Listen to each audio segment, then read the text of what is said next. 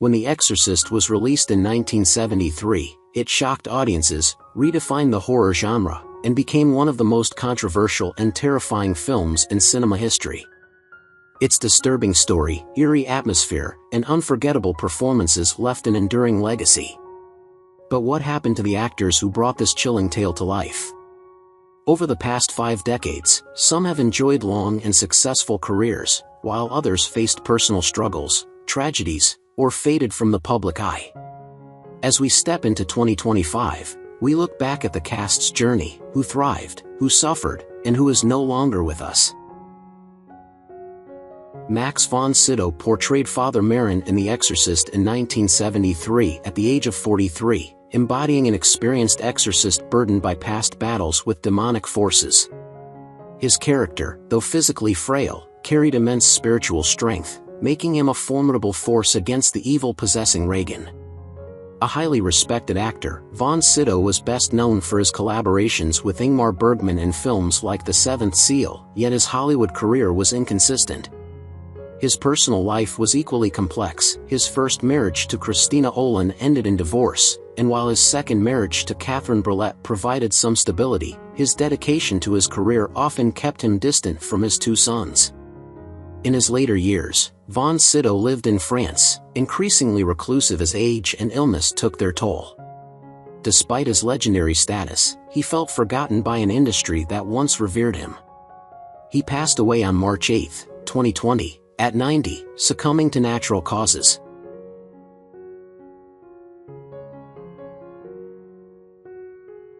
Jason Miller portrayed Father Karras in The Exorcist in 1973 at the age of 33, bringing to life a tormented priest struggling with his faith and personal guilt. His performance was critically acclaimed, earning him an Academy Award nomination, yet his career never reached the heights many expected. Though initially a playwright, best known for that championship season, he found himself lost in Hollywood, unable to replicate his early success. His personal life was equally troubled. His marriage to actress Linda Miller ended in divorce, and his relationship with his son, actor Jason Patric, was strained. Miller turned to alcohol, his career deteriorating as he drifted between failed projects and small theater productions. Despite flashes of brilliance, he remained largely forgotten in his later years, his once promising talent wasted. On May 13, 2001, at the age of 62, he suffered a fatal heart attack in Pennsylvania.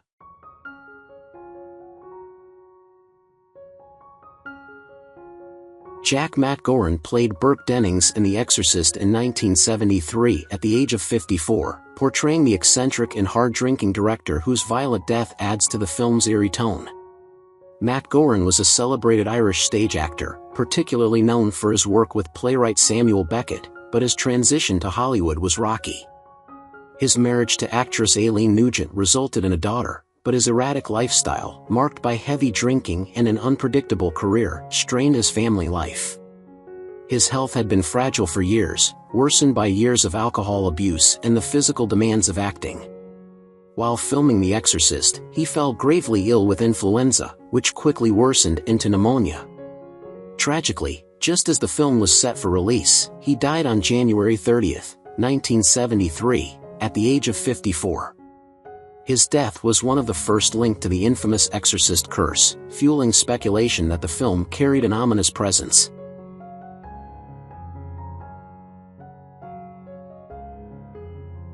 Lee J. Cobb played Lieutenant Kinderman in The Exorcist in 1973 at the age of 61, portraying a shrewd detective investigating the bizarre circumstances surrounding Burke Dennings' death. His character brought a grounded realism to the film, providing a skeptical yet open-minded perspective on the supernatural events unfolding. Cobb had a brilliant but turbulent career, rising to fame in On the Waterfront and 12 Angry Men. Forced to testify before the House Un-American Activities Committee, he named names to save his own career, a decision that haunted him for the rest of his life, leaving him bitter and disillusioned. His first marriage to actress Helen Beverly ended in divorce, and though he remarried, his personal relationships were fraught with tension. Struggling with obesity, chain smoking, and stress-induced health problems, he found himself increasingly sidelined in Hollywood. His career declined in the 1970s, and on February 11, 1976, at the age of 64, he died of a heart attack.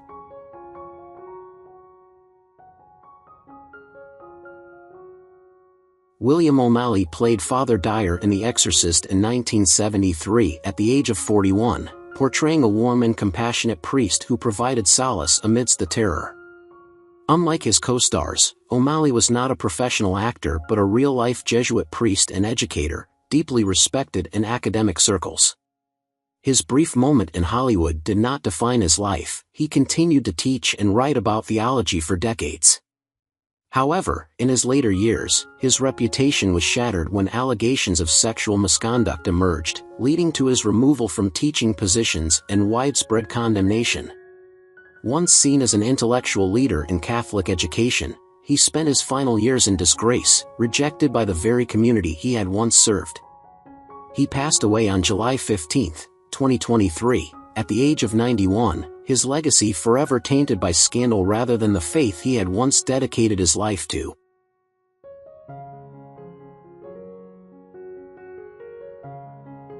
Barton Heyman played Dr. Klein in The Exorcist, 1973, at the age of 36, portraying a pragmatic physician determined to find a medical cause for Reagan's condition, even as the situation spirals into the unexplainable. His character embodies the limitations of science against forces beyond human understanding.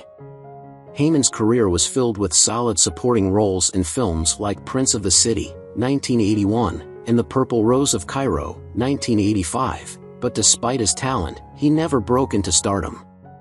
His marriage to actress Norma Connolly was marked by periods of tension, and though they remained together, their life was not without struggles. They had no children, and Heyman often spoke of feeling isolated despite being surrounded by people. As he aged, his health deteriorated, and he suffered from heart issues. His later years saw him retreating from Hollywood, struggling with financial instability, and reportedly battling depression. On May 15, 1996, he suffered a fatal heart attack at the age of 59.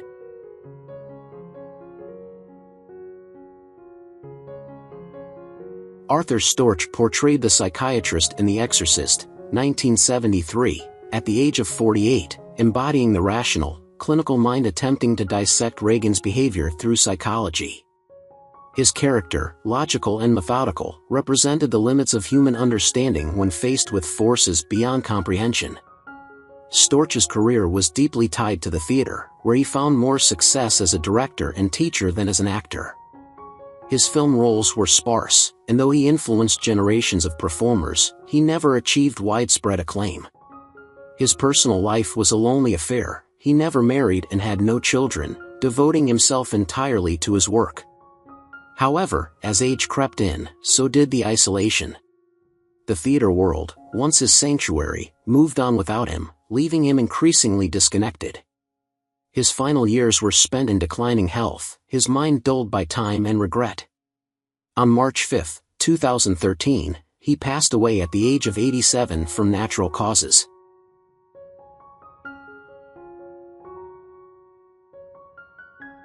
Peter Masterson played Dr. Berenger in The Exorcist, 1973, at 39, embodying a calm and authoritative presence as the clinic director overseeing Reagan's treatment. While he later found success co-writing The Best Little Whorehouse in Texas, 1978, and directing Blood Red, 1989, his acting career never reached the heights he had hoped for. His marriage to actress Carlin Glenn lasted decades, but it was tested by his lifelong struggles with alcoholism.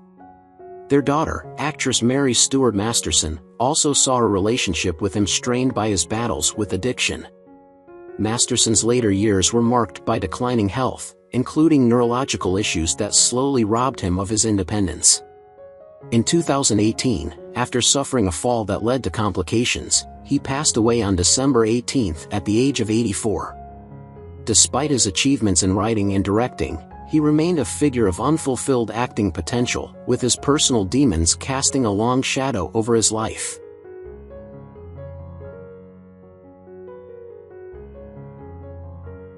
Robert Simons played Dr. Taney in The Exorcist, 1973, at 47, a compassionate doctor who, despite his knowledge, is powerless to help Regan. His career spanned several decades, including roles in Catch Me If You Can, 2002, and numerous television appearances, yet he was often relegated to secondary roles. His marriage to actress Priscilla Pointer was long-lasting, but his career struggles weighed heavily on him. While his wife and daughter, actress Amy Irving, found greater recognition, Simons often felt overshadowed and underappreciated. In his later years, he suffered from prostate cancer, enduring a long and painful battle. He passed away on August 23, 2007, at the age of 80, his death barely making headlines. Despite his many contributions to film and television, he remained an unsung figure in Hollywood, his legacy eclipsed by more prominent stars.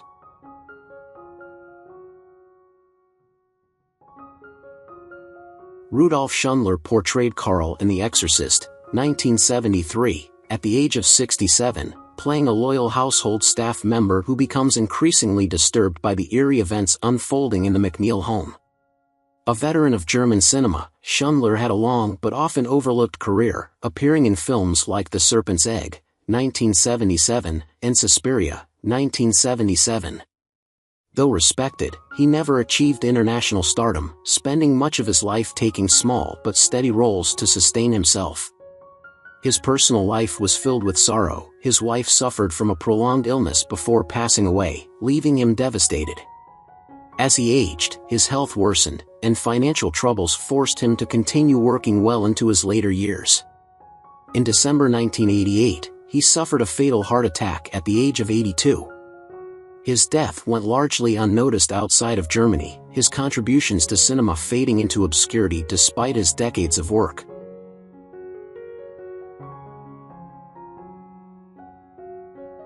Vasiliki Maliaros played Kara's mother in The Exorcist in 1973 at the age of 89, marking her first and only film role. Her character is a fragile and loving elderly woman whose illness and subsequent death drive her son, Father Karras, into a downward spiral of guilt and despair. A Greek immigrant, Maliaros had never acted professionally before being cast, and her life before the film was one of hardship and obscurity. She lived a reclusive existence in New York City, struggling with financial instability and the loneliness of old age. Never married and without children, she spent her final years in near isolation, speaking little English and relying on the kindness of her neighbors. Her role in The Exorcist brought her brief recognition, but she would not live to see the film's release. Just months before the premiere, she died on February 9, 1973, at the age of 89 from natural causes. Alone in a modest apartment, her passing went almost unnoticed, a quiet end to a life filled with struggle and solitude.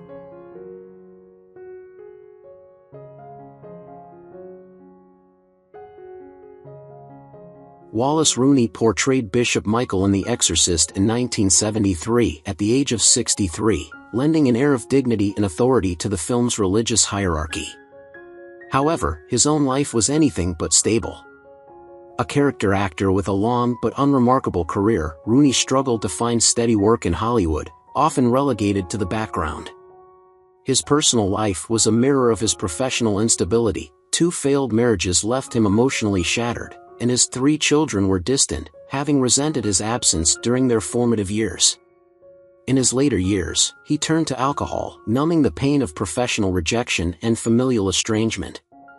He died on October 10, 1996, at the age of 85, alone in a small apartment with little more than old scripts and faded photographs to remind him of a life spent in the shadows of Hollywood's elite.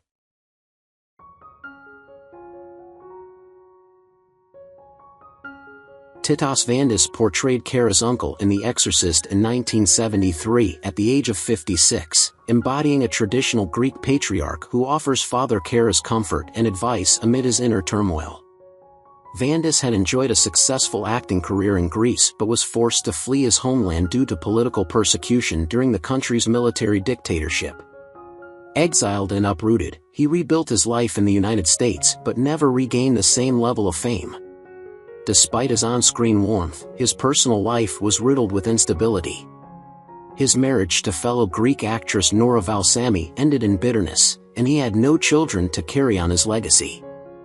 Struggling with depression and a sense of displacement, he spent his later years in relative obscurity, taking on minor roles in American films and television.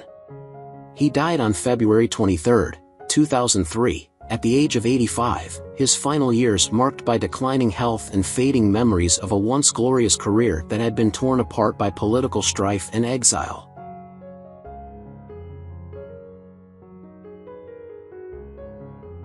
John Mahone played the language lab director in The Exorcist in 1973 at the age of 35, portraying a meticulous and knowledgeable academic who aids in identifying the mysterious sounds from Reagan. Unlike his composed character, Mahone's real life was turbulent, riddled with professional disappointments and personal misfortunes. Despite working steadily in Hollywood, he never achieved stardom, often typecast in minor authority roles. His marriage to actress Jean Fraser crumbled under the weight of financial strain and long separations due to work. Their only child, Michael, became estranged from him in adulthood, leaving Mahone to battle loneliness. In his later years, he suffered from Parkinson's disease, which gradually stripped him of his ability to perform. Confined to his home, his final days were spent in quiet suffering, haunted by the knowledge that he had never truly broken through in the industry. He passed away on May 3, 2020, at the age of 82, a man whose talents were overshadowed by the cruelty of time and circumstance.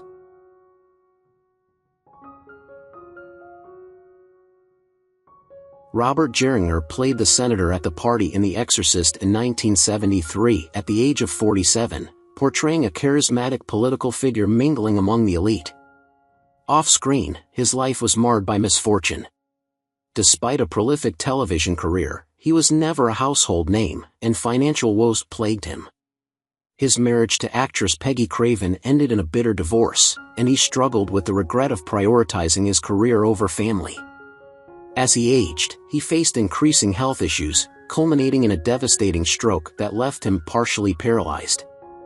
Unable to work and abandoned by many former colleagues, he spent his final days in a nursing home, dependent on caretakers for even the simplest tasks. He passed away on November 8, 1989, at the age of 63, a man once surrounded by power and prestige, now reduced to a silent, forgotten figure in a world that had moved on without him.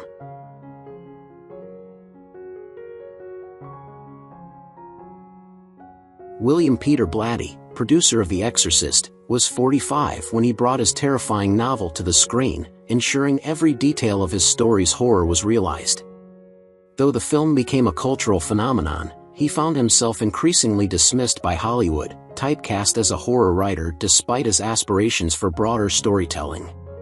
His personal life was filled with heartbreak. He married 4 times, each ending in emotional devastation, but his greatest sorrow came with the death of his only son, Peter, at 19 from a rare heart disorder.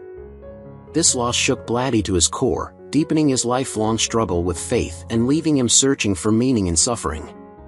His later years were spent in relative obscurity, his literary works failing to capture the impact of The Exorcist.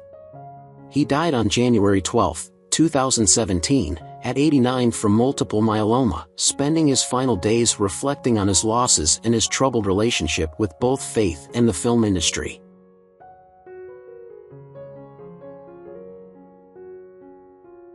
Mercedes McCambridge provided the chilling voice of the demon in The Exorcist in 1973 at the age of 57, delivering a performance so disturbing that it became one of the film's most defining elements.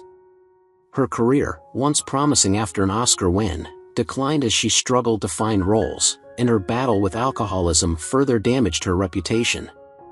She fought a legal battle with Warner Brothers for not crediting her work in The Exorcist, feeling betrayed by the industry she had devoted herself to. Her personal life was even more tragic. Her only son, John Markle, became a respected economist but later fell into financial ruin, leading him to murder his wife and 2 daughters before taking his own life in 1987. This horrific loss shattered McCambridge, leaving her emotionally broken. She spent her later years in seclusion, battling regret and grief. She died on March 2, 2004, at the age of 87 from natural causes, but her life had been marked by immense sorrow and tragedy.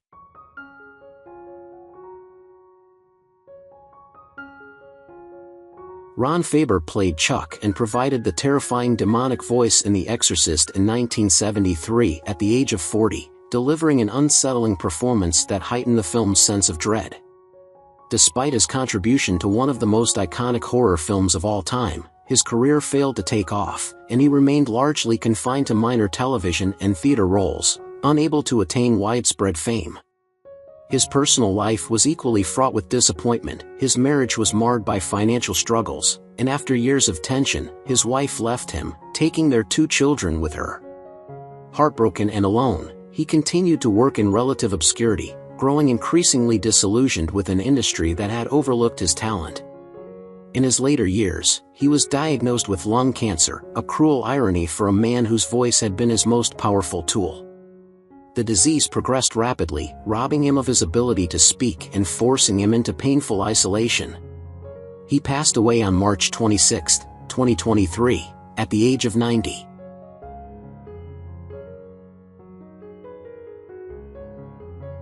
Ellen Burstyn played Chris MacNeil in The Exorcist, 1973, at 41, portraying a mother caught in an unimaginable nightmare as she fought to save her daughter from possession. Her performance was raw, emotional, and deeply unsettling, solidifying her place in horror history. However, despite her talent, Hollywood's admiration was fleeting. Ageism and industry politics saw her career wane, leaving her battling for meaningful roles. Her personal life was no less troubled. She endured 3 failed marriages, including a physically and emotionally abusive relationship with Neil Burstyn, which left deep scars. She never had children, a regret that grew as she aged. Adding to her suffering, a severe spinal injury on the Exorcist set caused chronic pain that plagued her for decades. The loss of close friends and her ongoing struggles with loneliness further darkened her later years. Now 92, she lives in declining health, her once bright career overshadowed by pain, isolation, and the ghosts of Hollywood's past.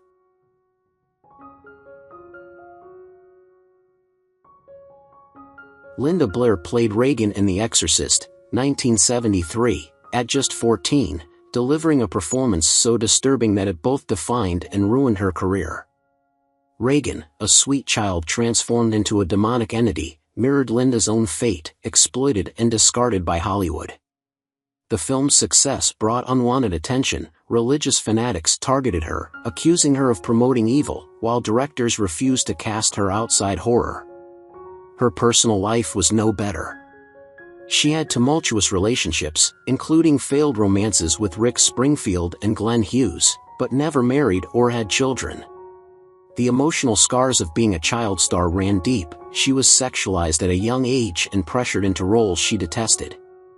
Drug addiction nearly destroyed her, and while she eventually found stability through animal activism, the trauma of her past never truly faded.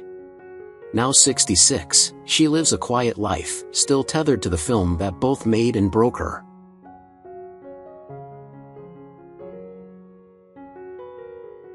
Kitty Wynn played Sharon in The Exorcist, 1973, at 30, portraying Chris MacNeil's devoted assistant who bore witness to the terrifying events that consumed the MacNeil household.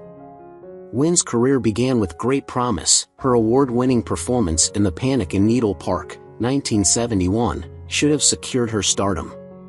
Yet, after The Exorcist, her career inexplicably faded.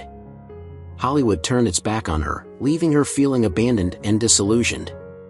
She eventually withdrew from the industry, retreating into obscurity. Her personal life was equally unstable. Her marriage to William Sweatland was distant, and though they had a child together, she struggled to find true connection. Depression and addiction haunted her, compounding her feelings of failure. The pain of being forgotten and the struggle with substance abuse defined much of her life. Now 82, she lives quietly, far from the spotlight, a relic of a once promising career lost to time.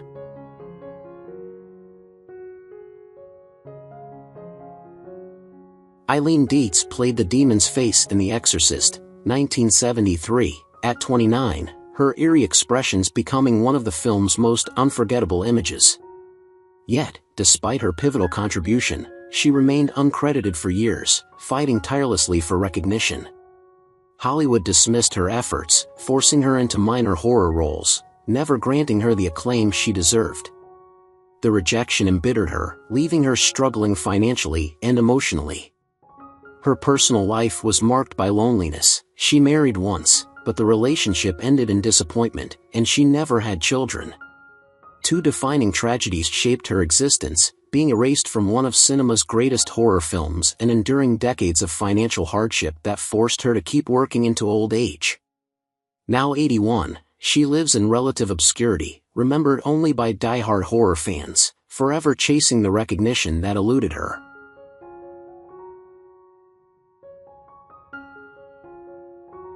Who's your favorite character from The Exorcist? How do you feel knowing that some of the actors have passed away? Don't hesitate to leave your thoughts in the comments below.